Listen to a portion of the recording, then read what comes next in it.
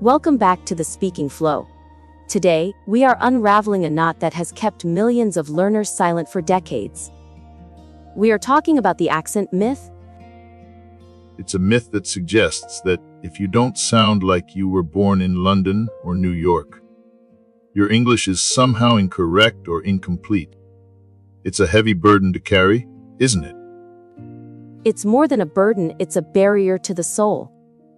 I see students who have incredible ideas, business strategies, poetic thoughts, scientific breakthroughs, but they whisper them because they are ashamed of their R sounds or their vowels. Let's start with the biological reality. After the critical period of childhood, our brain's plasticity for new phonemes, the basic sounds of a language, changes. Achieving a perfect native accent as an adult is like trying to change your height. It's physically nearly impossible for 95% of the population.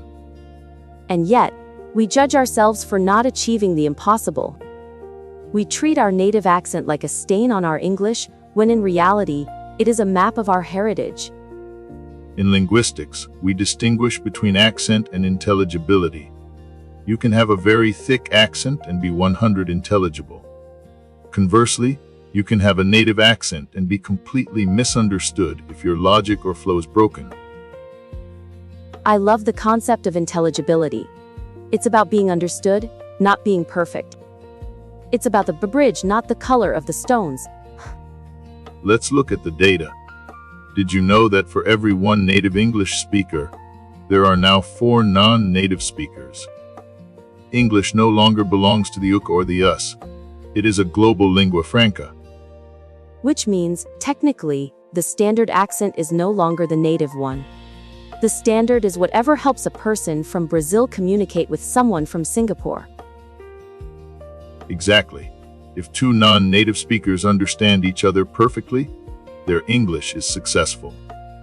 If a native speaker enters the room and can't follow because they use too much local slang, who is the weaker communicator in that global context? That's a radical shift in perspective. It moves the problem away from the learner and onto the context. But how do we deal with the internal critic, the voice that says, "They are laughing at how I say Wednesday"? The internal critic is usually a projection of our own accent shame. We assume people are judging us because we are judging ourselves. I remember a student hero who was a high-level engineer. He had a very strong Japanese accent. He would rehearse a single sentence 50 times before a meeting, trying to sound American. By the time he spoke, he was so exhausted and tense that he actually made more mistakes. The tension was the enemy, not the accent. When the muscles in the jaw and throat tighten from fear, the flow stops. We worked on accent acceptance. I told him, "Hero, your accent tells me you are brave enough to learn a language that is fundamentally different from your own. It tells me you are multilingual. That is a sign of intelligence, not a lack of it." That's a beautiful way to frame it. An accent is proof of education. It's a badge of honor. So, let's talk about the identity crisis. Many people feel that if they speak with a native accent, they are betraying their own culture. Like they are wearing a mask that doesn't fit. This is a documented psychological phenomenon called cultural identity conflict. If I sound too American, will my family think I'm acting superior? If I sound too much like home, will my colleagues think I'm unprofessional? The middle ground is authentic voice. It's about finding a version of English that feels like you. Not a mimicry of a movie star, but a clear, confident version of your own personality. Yeah. To achieve this, we need to focus on prosody, the music of the language, rather than individual sounds. The rhythm, the stress, the intonation. These carry much more meaning than a perfect, the sound. Think of it like music. You can play a song on a violin or a piano.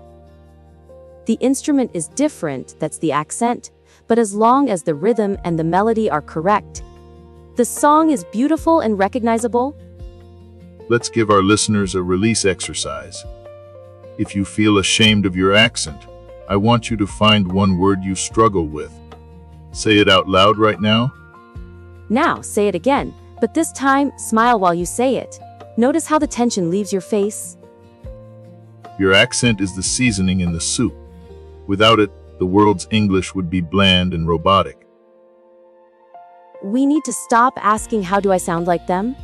And start asking how do I connect with them? Because connection is the only native language we all share.